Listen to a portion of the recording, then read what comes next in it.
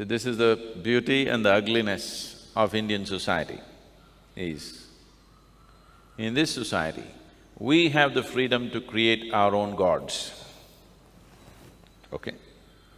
If you don't like any of the existing gods, you can create a new one. Because we clearly understand God is our making. So we created 33 million gods and goddesses. That is when our population was 33 million. Since then,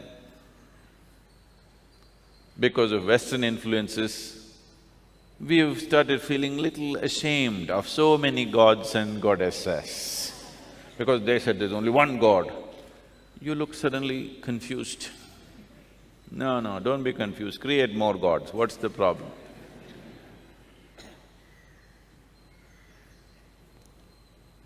What's the problem? Because somebody said, an elephant god. Now you, when you see an elephant, you do this, nice. Somebody told you, cow is a god, you do this, nice. If somebody told you, ant is a god, you would have walked little more gently and carefully. Would it make you a better human being or no? If somebody told you tree is a god, you bowed down to it, you wouldn't think of simply cutting it down. If somebody told you the person in front of you is God, that's why you did this when you see people, because it doesn't matter this person's body, her mind, her nonsense, it doesn't matter. There is a dimension within her which you bow down to, which makes you behave in a certain way.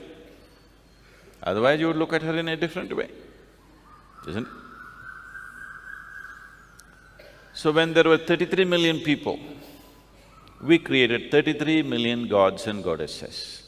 Since then you lost your imagination. Yes Since then you lost your imagination and trying to reduce the number of gods and goddesses, don't do that. We need 1.2 billion gods and goddesses. So behind no particular god a crowd gathers. Everybody has their own, then no problem. Behind one god, 1,000 people gathered, trouble. Trouble or no? For sure trouble, isn't it? If all of us had our own gods, no fighting. Because we understood that anyway God is our making, let's make it the way we can relate to, you know. If you like a dog, you can have a god dog. You know, just reverse the spelling and it'll happen.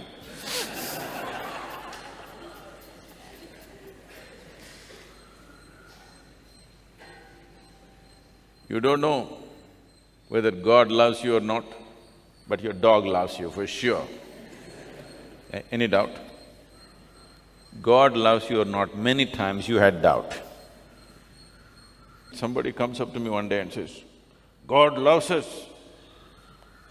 I looked at him, the way you're made, only God can love you.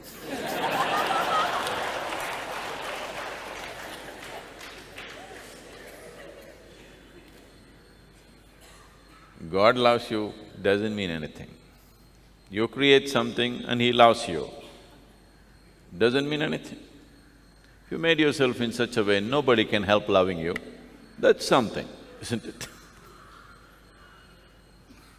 So, this was a fabulous culture because you were given the freedom, the ultimate freedom of creating the god that you want, Ishta Devata, a god of your choice.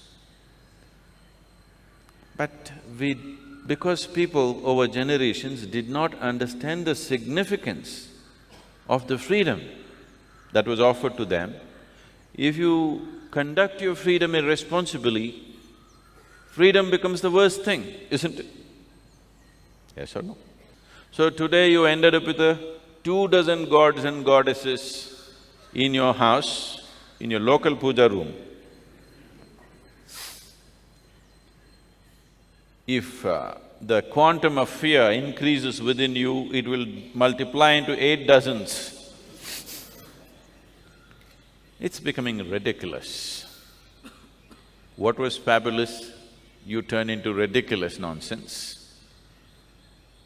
Because not understanding the significance of what it is and not knowing the accompanying science, the technology of God-making, simply emotionally making up things, it lost its significance and vibrance. We have to put it back because this is ultimate freedom, that you can create God. What more? Everywhere people believes God created them. Here we have always known we made the God the way we wanted, the way we can relate to the ultimate, like that we made it up. And we just didn't make it up. We made it into a device which will work for us in different dimensions of our life.